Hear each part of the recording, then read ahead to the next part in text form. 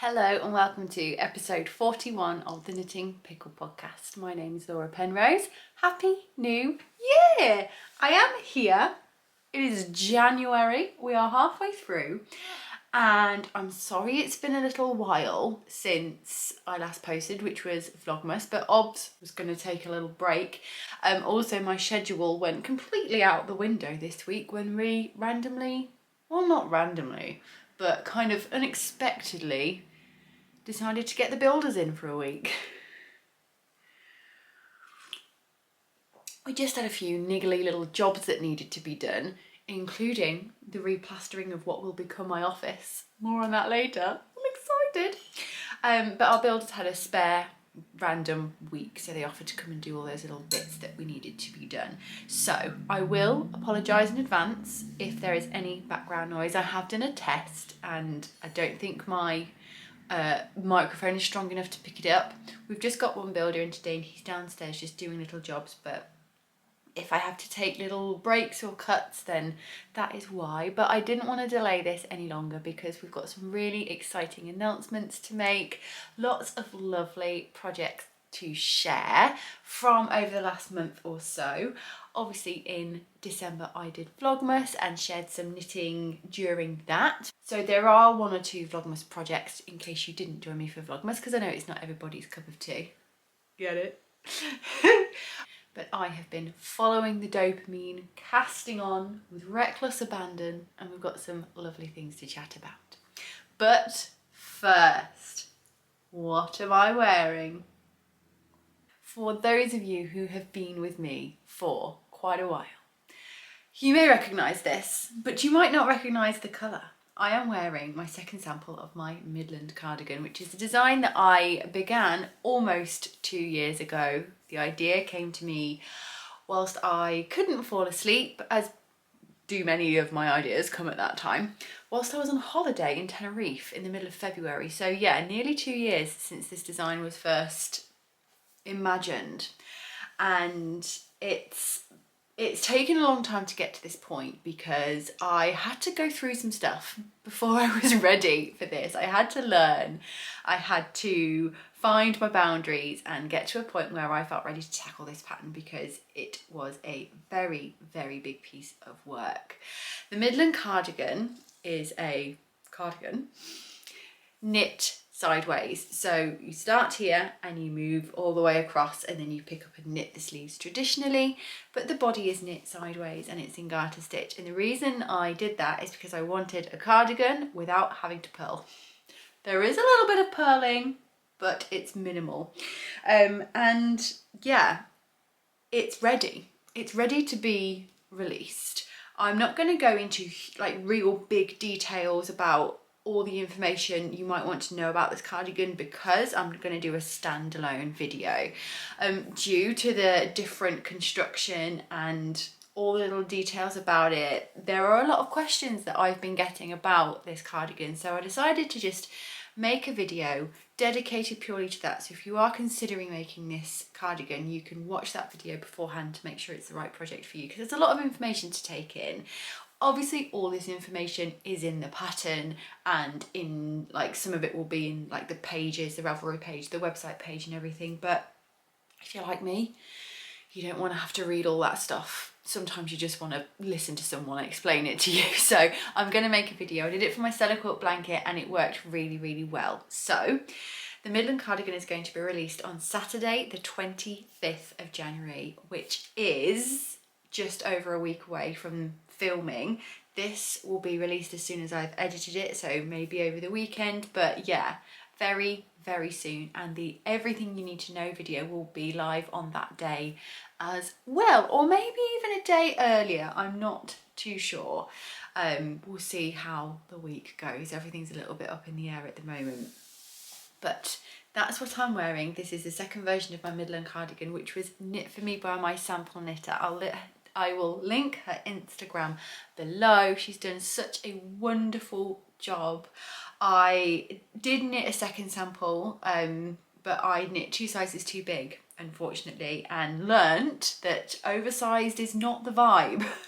with this design, but that sample is not going to go to waste. It's going to go to my friend's yarn shop to be a sample. So the work was not, I mean, the work wasn't wasted anyway, but it means I don't have to rip it back and it will have a use, and that will be lovely. But so this is technically the second sample. It was made using John Arbon Appledore DK, and I am obsessed, to say the least. I originally bought this yarn for a design that I am doing in John Arbon Appledore, and John Arbon sent me my first sweater quantity to make that design. That design got put aside for a little while, again for similar reasons to the Midland. I just wasn't quite ready for it. I needed to do some learning. I was ahead of myself, but that design will be coming back this year.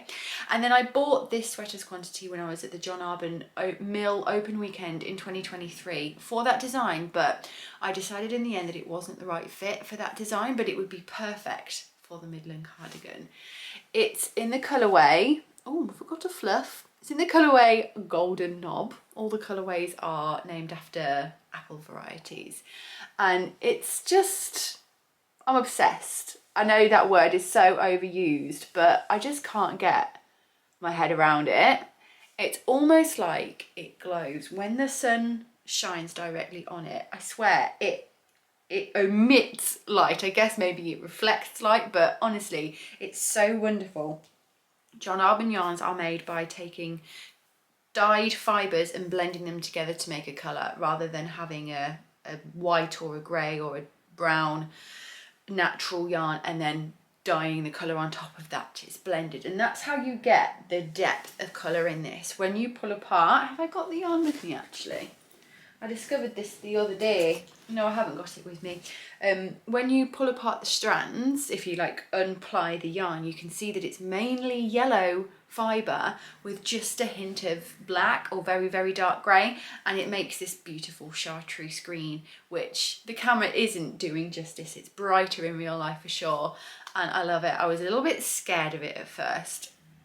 I am, as you can probably tell by the decor of my bedroom, a neutral girly. But I'm getting braver with colour this year, and this is a good step for me because I love green. I feel like I suit green, but it's just that little bit more fun than what I'd normally go for. I'm wearing it with light blue jeans as well, and I think the colours go together so nicely. I feel like I'm bringing a little bit of spring to this mid-January podcast. So that's what I'm wearing. That's my big announcement about the Midland cardigan. I'm really, really excited to share it with the world. The test has been wonderful. It's been challenging. It was always going to be challenging because it's an unusual construction. I don't think it's difficult to knit. It is not beginner friendly at all. In no way is this suitable for beginners ever. You need to be able to confidently read a knitting pattern. You need to be able to read your work. You need to be able to do short rows, pick up stitches. Obviously everything is explained in the pattern, and there are tutorial videos as well. So even if the technique is new to you, but it's definitely not beginner. I also don't think it's overly difficult. I have included a lot of schematics to try and get your head around the construction, and obviously the video will be helpful for that as well. But yeah, I'm really, really excited. For 2 years people have been asking me when the Midland cardigan is coming, and it makes me very, very happy to finally say it's coming and to feel so incredibly proud of the work that I've done. I'm so confident in this pattern. As I was saying, the testers have done such a wonderful job.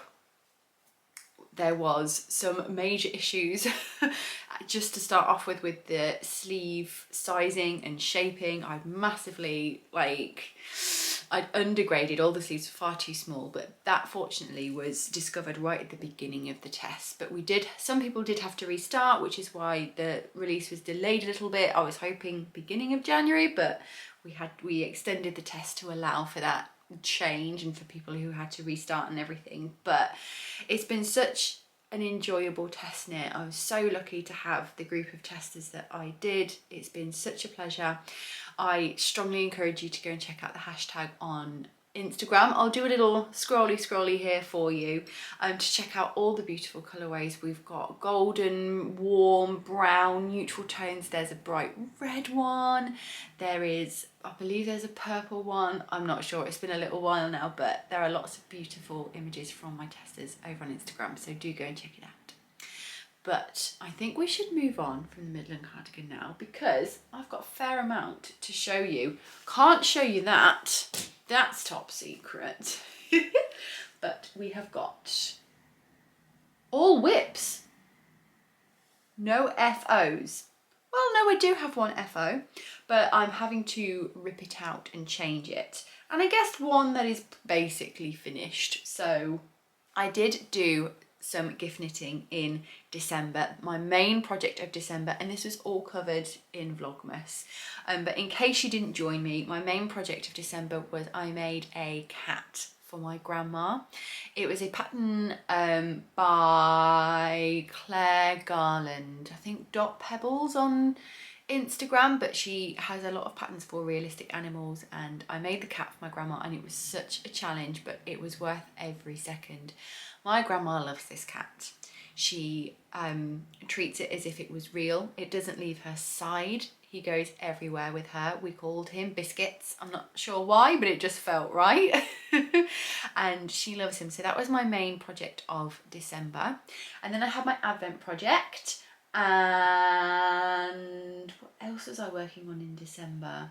I was making a scarf for my dad, but I didn't get around to finishing it. So I'm not going to show you that today. I'll save that for another time, because I would like to pick it up and finish it eventually. But for now, it's been put aside.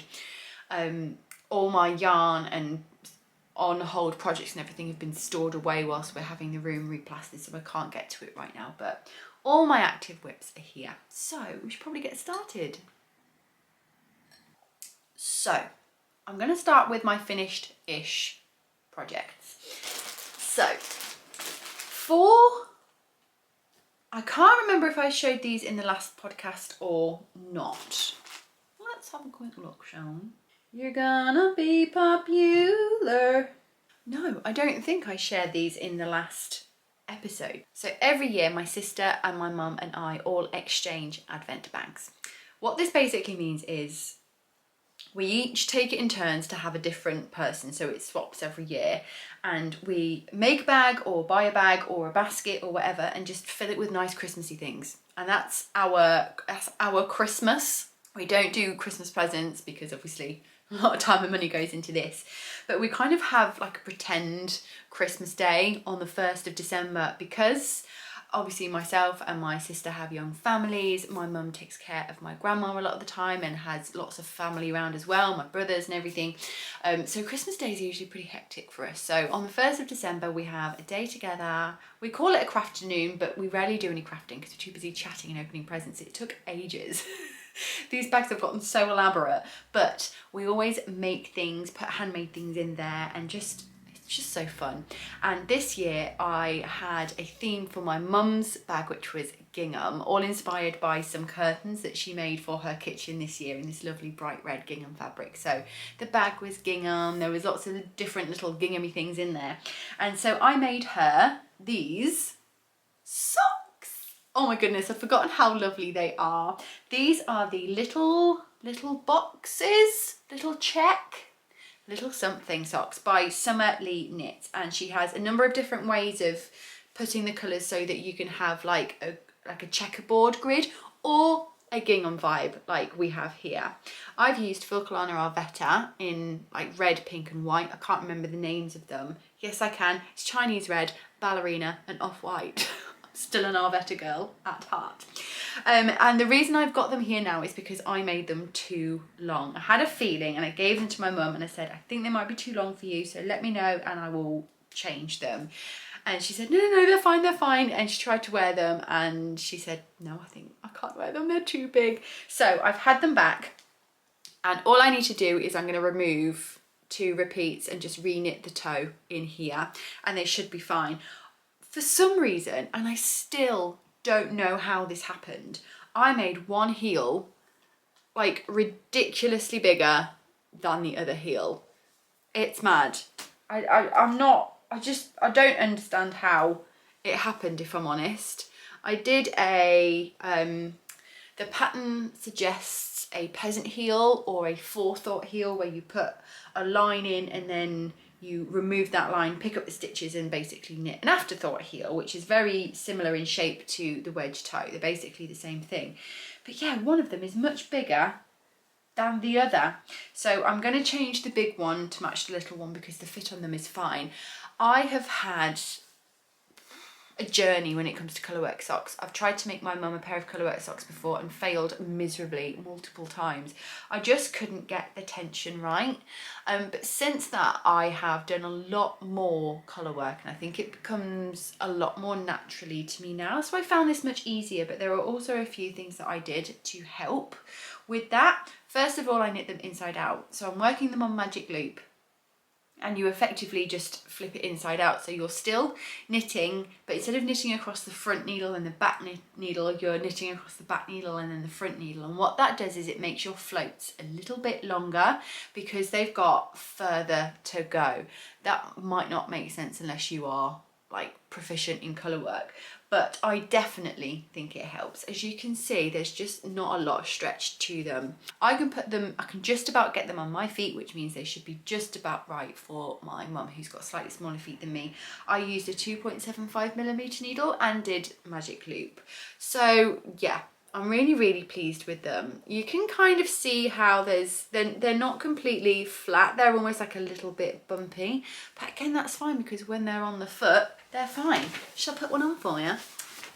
I definitely had to motivate myself through these. The first one was fine, the second one I found they're not difficult. It's just, I think the thing with these is I normally have socks as my very calm, chilled, without thinking about it project, and I very much had to think about these. So yeah, there we go. It's just so hard to show socks. They're so fun. I love them so much. And they're super cozy as well, because even though they're knit with fingering weight, they are thicker. They're double thickness because of all the strands. So they're a super cozy sock. Yeah, they fit me perfectly. So absolutely needed to take out some rows for my mum. So that was one of my little December projects. Really happy with those. I'm not sure I'll be knitting them again anytime soon, but I'm extremely glad I did. They're so worth it. I think they are gorge. So whilst we're still in sock territory, I am going to show you my swimming socks. I call them my swimming socks because I have worked on them and are working on them during the kids' swimming lessons, which I have about 20 minutes whilst one kid is in the pool and about 20 minutes whilst the other kid is in the pool, and I need something like quick and easy to just sit and knit on whilst I'm watching them having their lessons. And I've finally put to use some sock yarn that I bought last year, and I've got one finished, and one of them I'm about halfway through the foot, so we're nearly there basically. And I cast these on the day before my birthday, and I knit the first one in about 24 hours, but there was quite a lot of time in the car. I spent like 3 hours in the evening in bed in our hotel knitting on them whilst we watched a movie, and then on my actual birthday I basically spent the afternoon knitting as well. So here is the first one. How much fun is this guy? Oh, so fun! This yarn is from James Makes Yarns, a dyer I discovered right at the end of 2023 and have fallen in love with his work. I had his 5 full skein advent calendar this year. If you join me for Vlogmas, you would have seen that. But again, just such fun, imaginative colourways. I've never seen a colourway from him that I do not like. And James does lucky dip bags, which is fantastic because you get 200-gram skeins of yarn. You don't know what the colours are going to be, but it is less than £30 if I remember correctly, which is an insane deal for hand-dyed yarn. And not just any hand-dyed yarn, it's fantastic. just love his yarn so much. I used his Christmas colourway from 2023 for my daughter's sample of my pom-pom shawl that I released last year. And yeah, those colourways are just so much fun. So this was one of the mystery ones. So you don't know what you get when you order, but I had made a comment on when James showed this particular colourway that I thought it looked like rhubarb and my husband's home. That I thought it looked like rhubarb and custard, and that I absolutely loved it. It's basically like pink and yellow and orange. And what I love about it is it's made this almost like tie-dye vibes. I'm not normally a fan of pooling when it comes to hand-dyed yarn, and it's why I probably won't ever make a full garment in hand-dyed, because I just can't do the pooling. But in a sock, I think it's kind of fine. It's like a pair of socks, for goodness sake, they're on our feet, it's just a bit of fun. And I think it actually really adds to this sock. I think it fully looks like tie-dye. You get these little moments of stripy, which is so fun to knit up, and it's just, yeah, love it. I used Filcolana Arwetta, of course. I can't remember the name of this one, but it's like a lilac-y purple. I just wanted something real high contrast that was really gonna pop, and my daughter's 3 favourite colours are pink, yellow and purple, so I might use the leftovers to make her a pair. And yeah, I'm nearly finished, so we'll see how we get along. So no kind of like timeline for these socks. I just literally pick them up as and when. Sometimes when I get to the evening, I don't really want to do anything complicated or big. I just want to have half an hour to an hour of just chilled out knitting, or sometimes work on them then. But then of course when I'm at swimming, when I'm in the car, that kind of thing. And one of my knitting goals for 2025 is to have more hand knit socks. I wear my hand knit socks so much now, like I really do, but the few pairs I've got are struggling. I have now found a way to fix the holes that I get. I always get a hole on the toe, kind of like along this, the line, the decrease, sorry about my nail, along the decrease line here is where I always get holes under my big toe. No matter where I place that decrease, I've tried to place it really far in, I've tried loads of different things, but it's just where I obviously put the most pressure on my feet.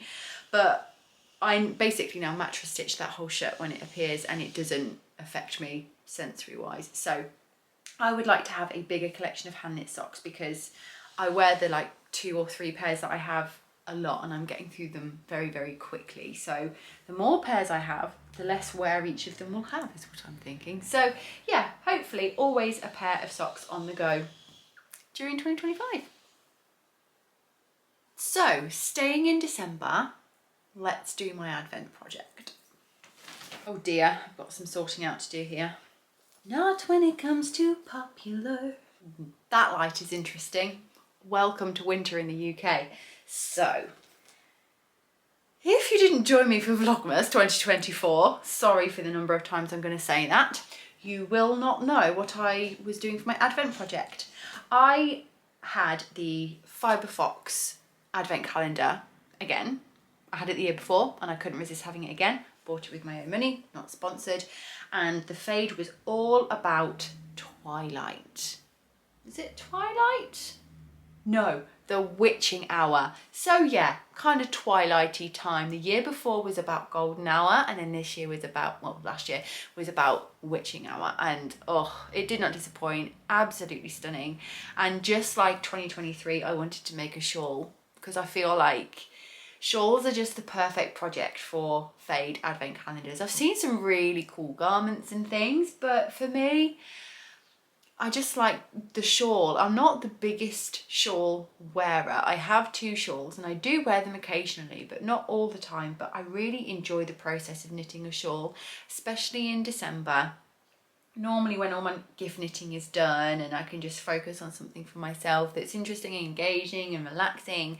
And I ummed and ahed about which pattern to choose for a long time, but ended up going with the first one that I saw. So without further ado, and hopefully without getting a bit tangled, my yarns are on opposite ends of my shawl at the moment. Probably should have put it on hold. Is my, yeah, no, my needle's long enough. Oh, I've not had this out for a few weeks. Forgotten how stunning it is. So I decided to make the Breaking Dawn shawl by Anijutti Knits. Lovely Anina, who I got to know right at the beginning of my kind of YouTube career, and she also designs and makes videos, and I feel very, very lucky that I get to speak to her and converse with her. And this is one of her beautiful shawl designs. Oh, look at it in that winter light. Shall we try going this way? So you can see how we start basically white with a little hint of pink, and then we slowly, gradually get pinker, and then slowly, gradually get purple. And now we are at the point we are going through blue and grey all the way through to a deep charcoal colour. And I think this part of the Advent and the mood boards is what really sold it to me. Like, to see like dark, charcoaly, black, grey in an Advent calendar, it was just, I couldn't resist it. And I think this is going to be just the nicest. I already do think it's the nicest combination. I was unsure whether the fade would detract from the texture or the texture would detract from the fade, but I think they're just a marriage made in heaven. And the pattern itself has been so much fun to knit. I spoke to Anina about this, and she told me about how this design was one of those that just came from pure following of the dopamine. And I've talked about this a lot on my channel before. I feel like my best work has come from when I've just been going with what feels right and trusting my instincts and not thinking about it too deeply and just having fun with it. And this is one of those designs for Anina, and you can tell it's such a pleasure to knit. It's got different sections. They are all really easy to follow. Once you've done a couple of rounds, you've got it in your head. It's charted and written out, which is wonderful because that's double the amount of work you'd have to do. I much prefer a chart to a written instruction, so I really appreciate that.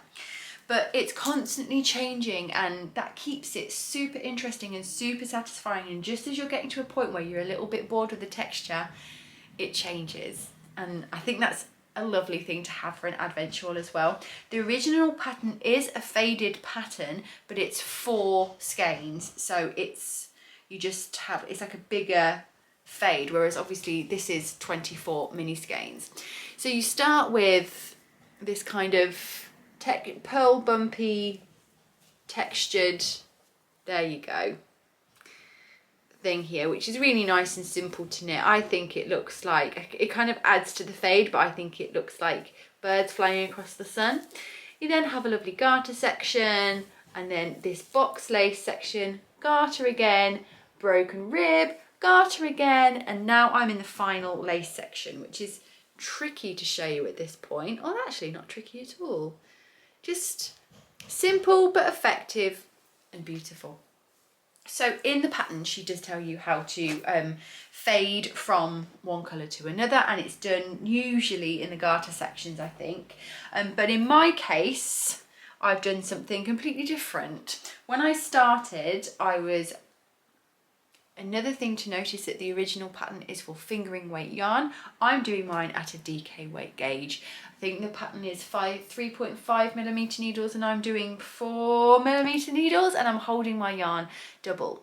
So that was just to kind of move through the project a bit quicker and to use up the yarn, and just felt like doing DK rather than fingering weight. And I'm on track. I think I should have enough yarn to complete the shawl. If anything, I might run out of shawl before I run out of yarn, but there's no reason why I can't just repeat one of the sections or put my own section in there and then finish it off. Like, we'll see what happens, we'll see how we go along. But to fade between colours, this might be a little bit complicated because it also changes throughout the shawl. But I started off by just kind of striping and in some cases I would knit one row and then slide my stitches back and work the next row in the next colour, but you'd have to reverse the pattern to do that. It's the technique that I used when I did my 2023 Advent shawl, which was the What the Fade by Andrea Mowry, but that was just brioche and garter, so it was much easier to do it that way. And by doing it that way, it means instead of having to go knit everything in 2 sets of 2 rows, because obviously you knit there and then you knit back again and you don't have to break your yarn and everything, it meant you got a more gradual fade because you were able to knit 1 row and then have another colour and 1 row rather than chunks of 2.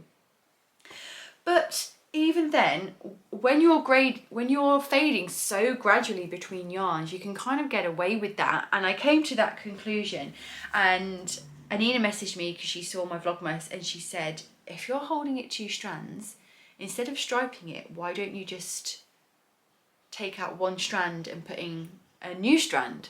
So I would have a strand of my old colour and a strand of my new colour and do back and forth, and then take out the old colour, take out the new colour and do the old colour, and then put the new colour back in, and you can gradually fade by marling effectively. And it was like, oh, like, why did I not think of that? It was such a good idea. So I think I started doing that around here somewhere.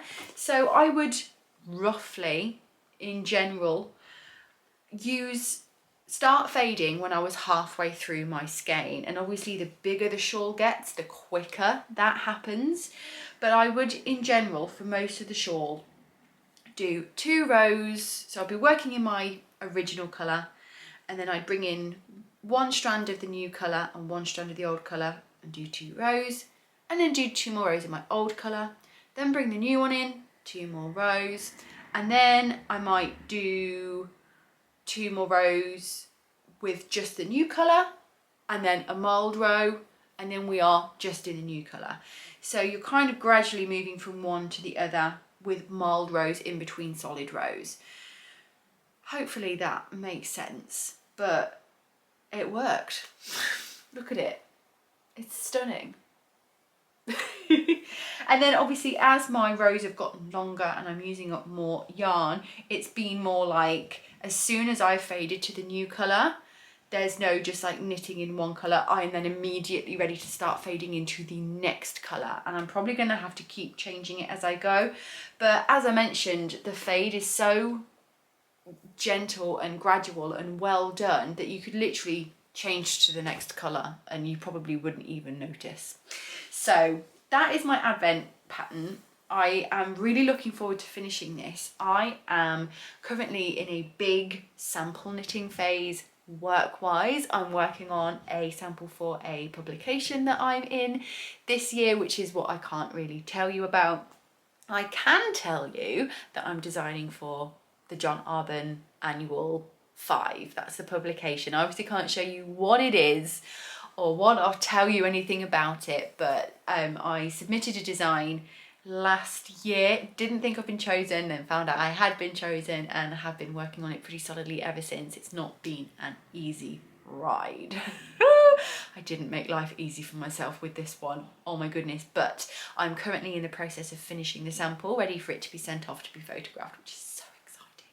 So I'm focusing my time on that at the moment, and of course the Midland release, which isn't much knitting, but it's a lot of admin at the moment. And then I'm taking a week off. I'm taking a full week off work, mainly so I can decorate my new office. I'm thinking about filming that process and doing like a craft room home office of a knitwear designer thing. Don't know, do you want to see that? Let me know in the comments if you think that would be interesting and I'll film it for you. But I'm mainly going to be doing that, but then I'm going to take a week off work knits, and I'm probably just going to work on this, because it's such a pleasure, so enjoyable. It does take a bit of thinking, the yarn management, the following of the pattern, so it's not like a mindless knit, but that's what we got socks for. But I'm very much looking forward to picking this up and finishing it off, because I've not got that far to go, and I'll fly through the skeins. How many have we got left? 3, 6, I've got 8 skeins left. It's not even that many. So, we are officially in 2025. I've got 2 more projects to show you. They are both new designs One of them I've briefly shown on Instagram. One of them I think I showed on Instagram, but I'm not too sure. Maybe briefly in a story a while ago, but it has developed since. And we're going to start with a sweater. This was another birthday cast on. I had this idea for quite a while, and then I received some yarn from my knitting bestie for my birthday, and as soon as I saw the yarn I was like, that has to be for that design and I have to cast it on now. And I spent quite a lot of time doing an initial grading and working out and sorting out, and 'twas not easy to grade because of the stitch pattern and the gauge that I'm knitting at, but I managed it. And it is all based on a jumper that I bought from a high street retailer a couple of months ago, but absolutely love and wear it all the time. And every time I wear it, I'm like, I need to reimagine this. I need to remake this as a thing. I need to knit it. I'm gonna go and get it. I'm gonna get the jumper. So, this is the original jumper that I bought from a shop. And you can see that it is, I mean, you can't really see. Part of the problem is I have felted it a tiny little bit, I think. It's not 100% wool at all, but it's kind of, the texture's definitely changed a little bit. But it's basically a rib sweater, but with just like one knit stitch and purl stitches here. It's a very fine, tiny gauge, but I just love the fit of it. That's one of the things I love about it the most. It just fits me perfectly. It just looks really good. I always feel really good when I wear it. I've wanted to make a white jumper for quite a long time. I've wanted to do something ribbed, but I've always been a bit like, I'm not sure. Like 2x2 rib is such a pain to design in, as is 1x1 rib. Who wants to knit a 1x1 rib jumper? It's like, I don't know. But this type of rib, where it's not really rib, I've been really interested in for quite a while. So this was the inspiration. A lot of the time when I'm designing, it's not just like a visual aesthetic or idea that guides my designing. A lot of the time I am very much guided by knitter experience, and this is definitely something that goes through all my designs. It's there in the Midland. A lot of my design choices were based on things that were easier, things that would be more pleasurable to knit, things like that. And in order to make it enjoyable knitting this texture, I decided to go for quite a chunky gauge. I've also been doing a lot of like DK knitting. Like the majority of my projects in the past couple of months have been on 4mm needles, and I just needed a change. But I also didn't want to go super mad chunky. So when I opened my birthday present from a dear friend, Anna, and discovered 3 plates of this lovely Manchelopi, I'm bringing it back. I could not resist. I really like unspun yarn. I made a sweater out of Nutridon held with a strand of mohair, and I wear it all the time. It's one of my favourites.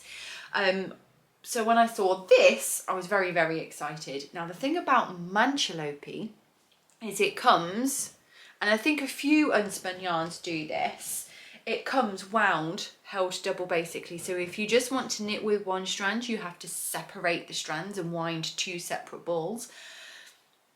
I wasn't gonna do that. So I was like, well, we'll hold it double then. That's what we're doing. And I am working it on 5.5mm needles. Oh no, 6mm needles. I started on 5.5, but the fabric was too stiff, so I went up to 6. So chunky, but not like you're knitting like with your fists, if you know what I mean.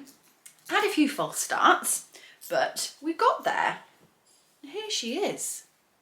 Here is my version. I am calling this, in my head, unofficial title, the Mango Sweater.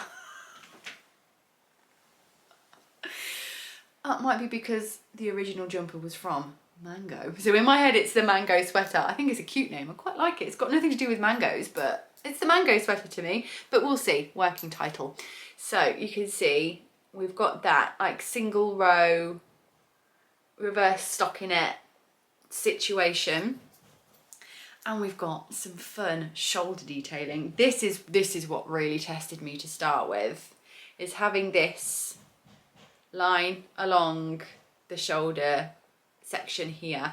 I tried it with short rows, didn't really work, so I ended up doing it with increasing, but I was slipping this stitch here and it was just making it really tight and difficult to pick up stitches and increase, and it was just, yeah, I had to go back and forth a lot, but we got there and I'm so pleased. Shall I pop it on? Shall I pop it on? Woohoo! So I think it's so funny how when I look at this yarn on its own, I see white, but then when I hold it up next to this one, it's like, oh my goodness, it's cream. It's definitely very warm toned in real life. My camera's making things quite a bit cooler than they are, but yes, it's definitely like a creamy, buttery colour in real life, which I love. I'm loving the buttery vibes. But here we go. This is how we're looking, and that's the mango sweater. Neckline wise, I wanted it to be very much like my sibling sweater with the double folded collar, but not tight up around the neck like that. I find that really uncomfortable. So a nice wide neckline with a nice deep double folded. I also find in this type of blown yarn, ribbing can be really bleh.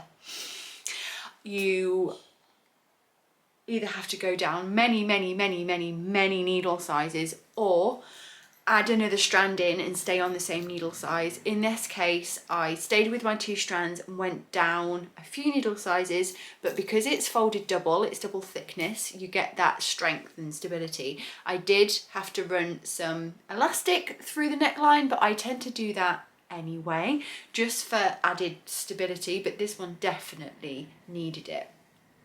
But I'm very pleased so far with the fit of it. You can see that I've put my body on hold and I've started a sleeve. That is mainly due to yarn management. I've got 3 plates. The plan is for it to be cropped, but I would like to have my sleeves done before I finish the body, so the body can be dictated by how much yarn I have.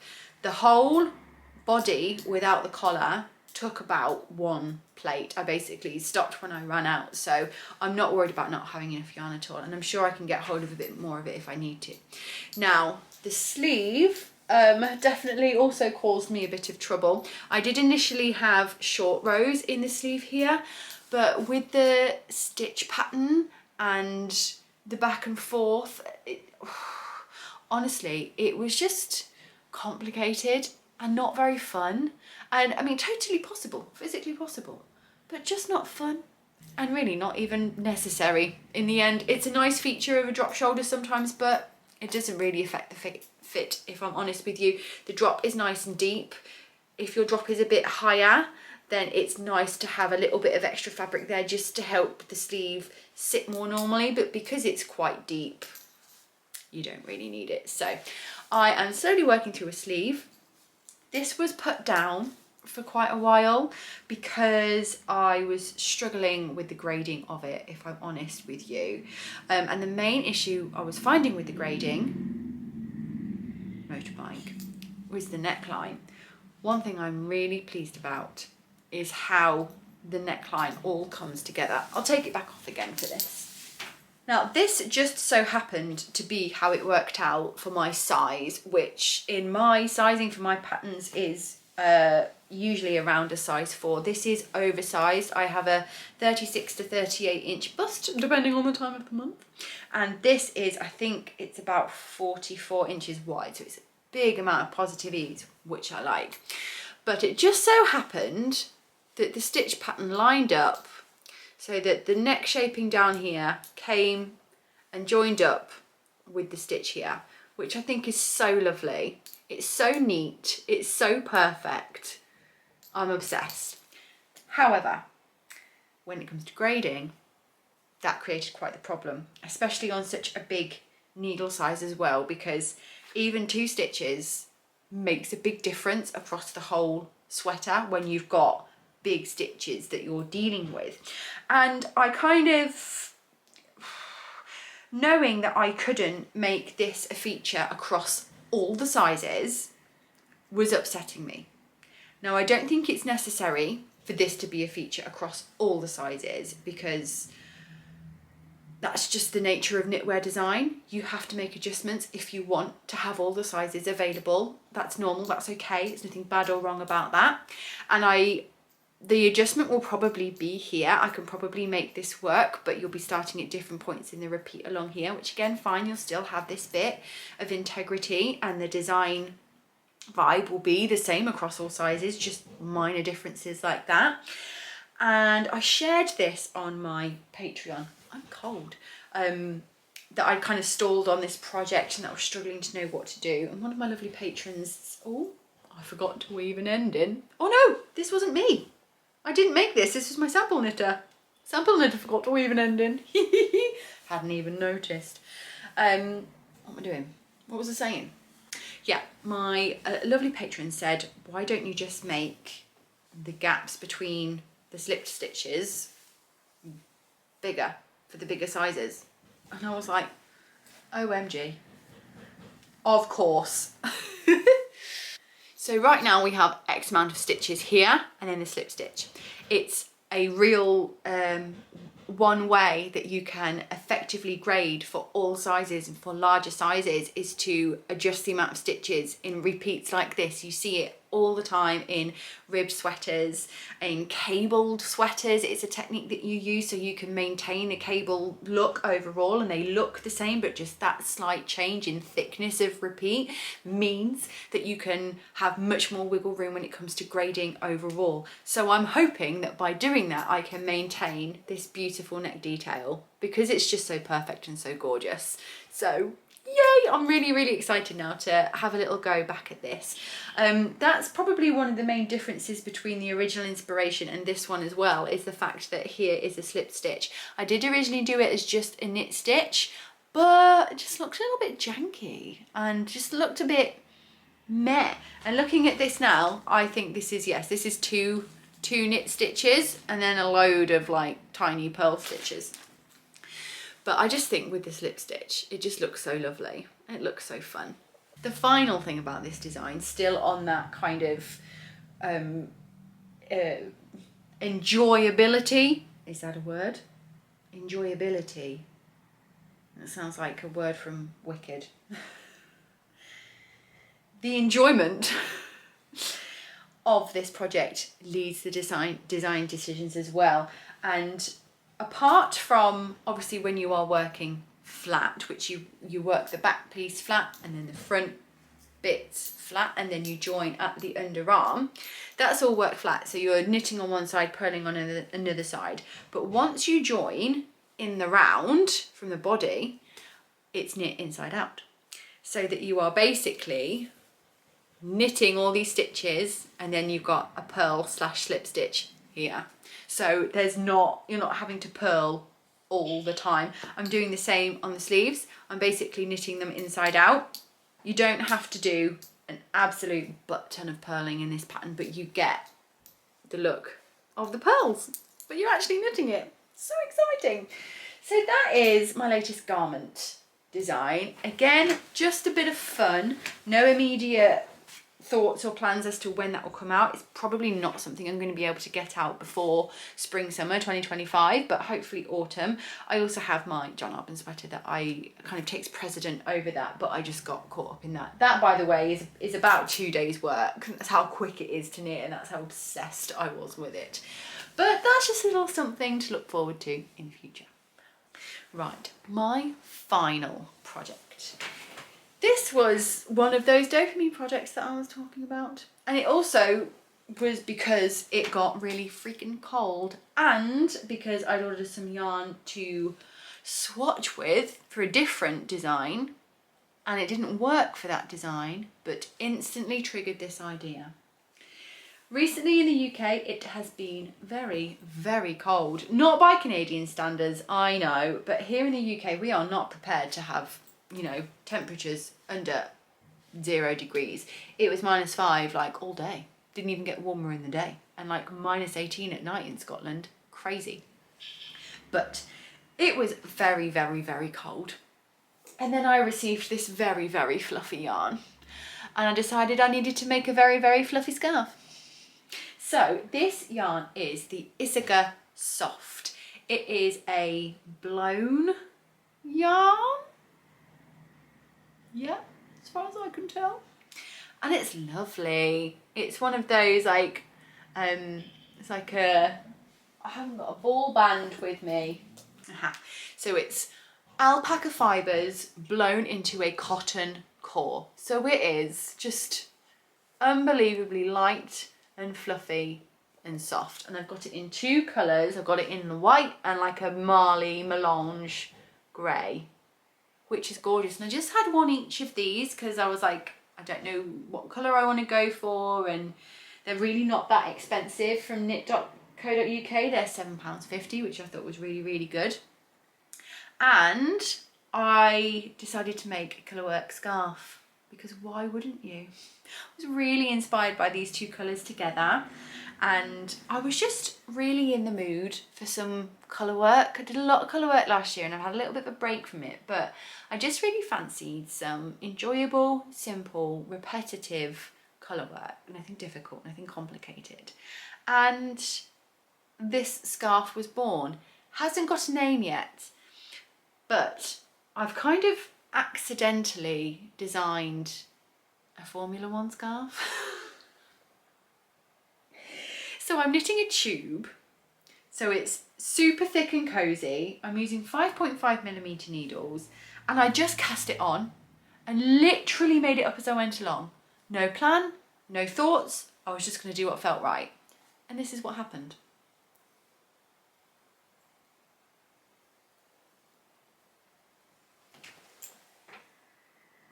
Cool, isn't it? Again, I wasn't thinking like checkered flag motorsport. This gives me like starting grid. Do you know what I mean? P1, P2, P3, P4, that kind of thing. But yeah, it wasn't intentional, but I just decided to have a bit of fun with it. And I'm really, really enjoying it. It's so satisfying to knit. I do think my colour choice is really what is making it look a bit like motorsporty. But when you have it wrapped around your neck, of course, you kind of lose that a little bit and it just looks like a fun graphic scarf. I can imagine this in like two really bright colours, like a pink and an orange, or pink and red, or something like that. And I think you would then lose the kind of F1 vibes, car racing, that type of thing. But this would also be fantastic for scraps, specifically mohair scraps. Mohair held triple, and you just use what you've got, and then when you run out you change to a different colour, and then you could like plan it or not plan it, or you could use 3 colours, or just like whatever. You could get like your fingering weight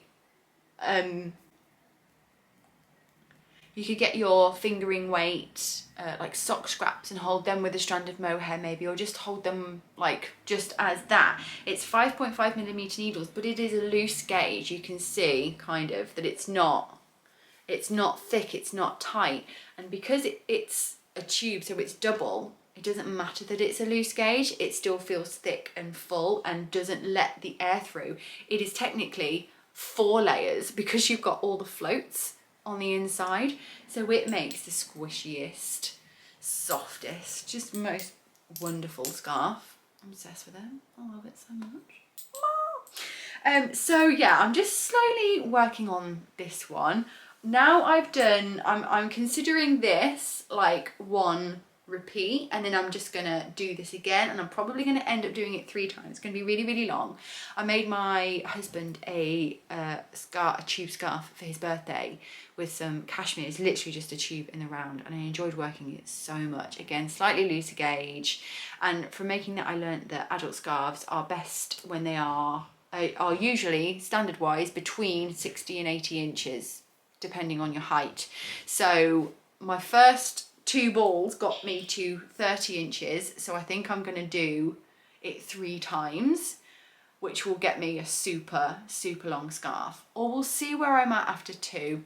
I would like to add some fringe. I don't yet know if I'm going to keep this stripe here. I am tempted to pick up these stitches, unravel this bit, and do like I-cord, like tassels basically, to close the 2 together, like knit pick up stitches from either side, and then yeah, I don't really know yet how I'm going to finish it off. I quite like the rolled edge. It's like that nice contrast rolled edge, and I'd probably just sew it shut and have that rolled edge like this. I think looks really, really nice. Or like traditional tassels where you just use like a strand. I don't really know.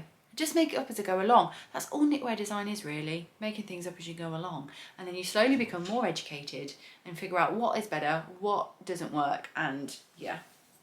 So there you go. I'd love to know what you think of my F1 scarf. I think colour is like such an exciting thing for this project. It could be really, really fun. Like scrappy, random, planned, in neutrals, like who knows. Oh, it's so cozy, so soft. It's like not itchy at all.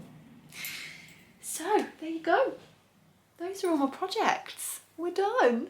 Oh, I don't even know how long I've been filming for because I've changed my battery like twice. So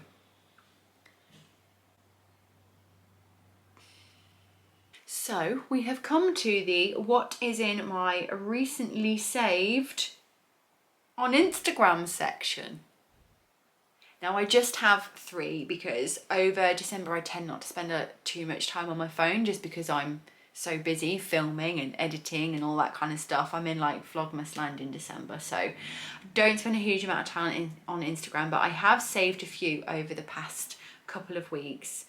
Oh, and they're gorgeous. So let's position myself here so we can put the scrolly here. Screen record. Okay, so the first one we have is by Nash Knits. Now I feel like I've shared Nash Knits before. I think it was another one of her kids patterns, but this one just, oh, blew me away. I absolutely love it.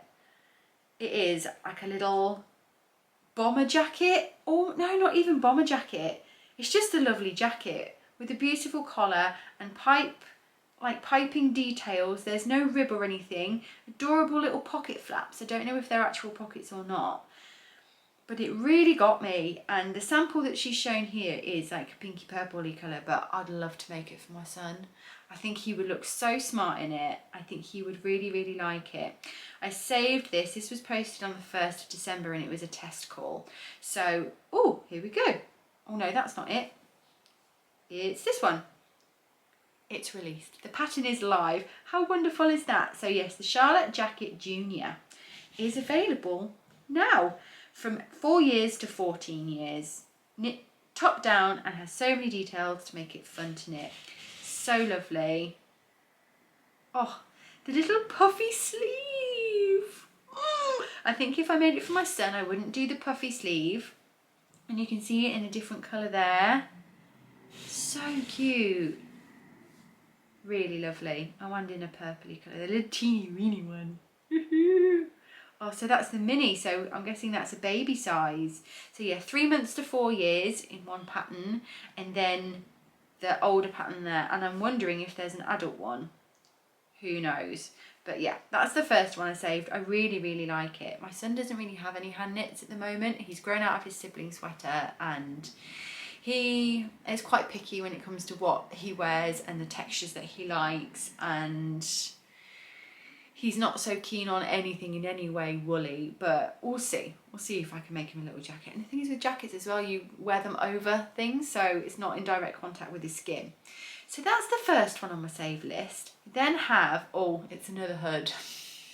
I mentioned a hood last time. I think it was the Nord hood, and this is another one that I've seen, and I think I like this one even more. It's called the My Jose hood. I assume it's Jose or Josie, I'm not too sure.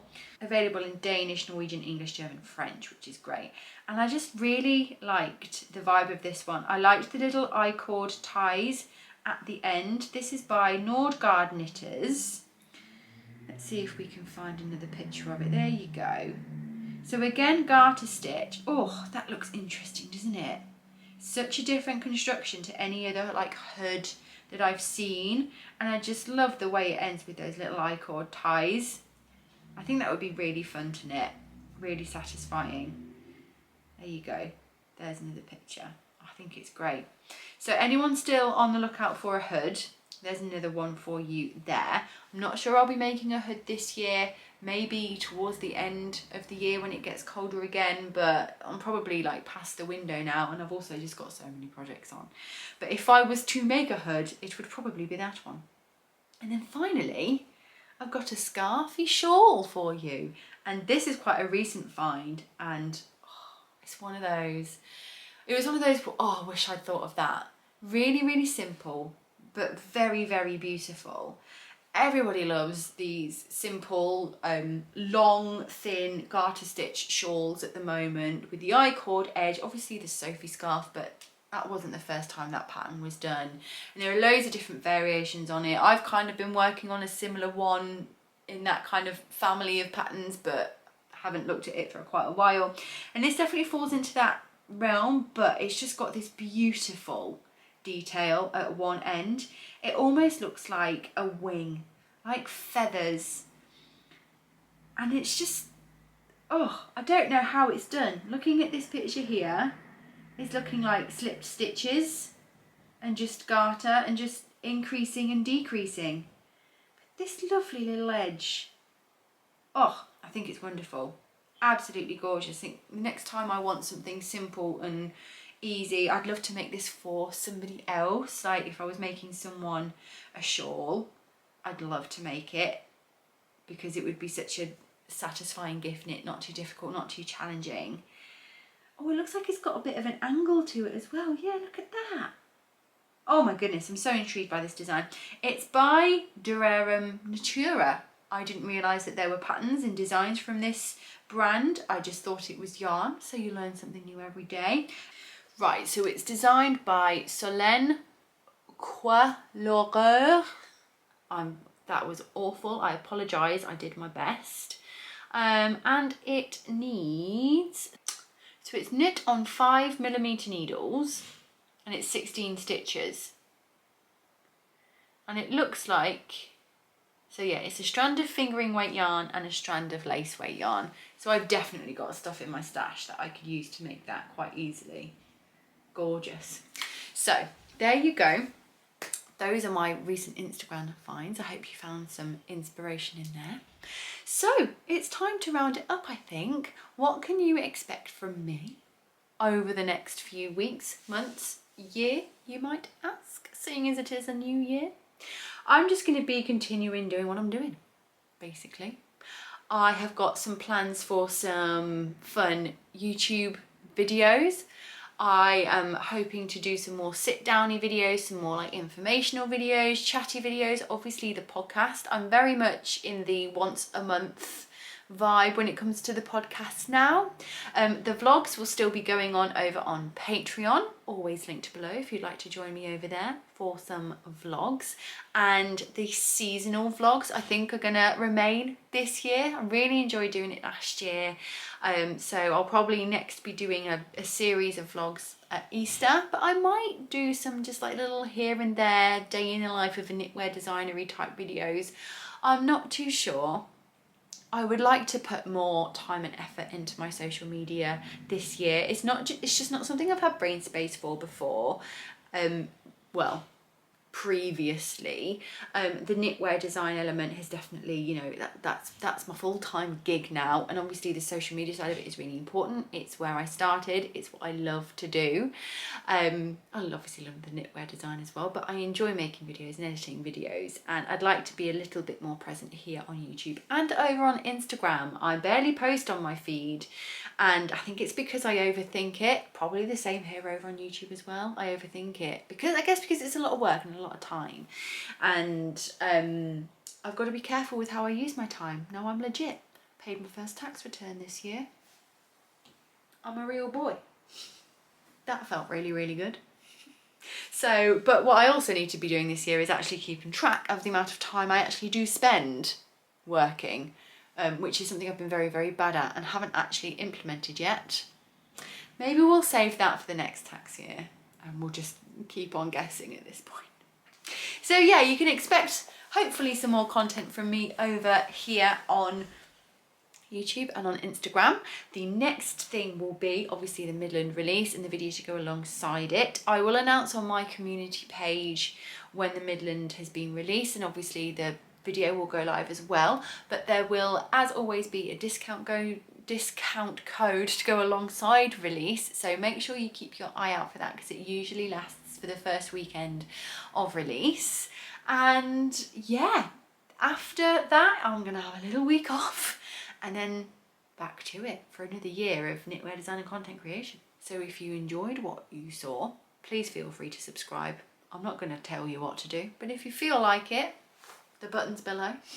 Thank you so much for joining me. I hope you enjoyed this first episode of 2025. Hope you're enjoying your 2025, and I will see you very, very, very, very soon. Thank you for joining me. See you next time. Bye-bye.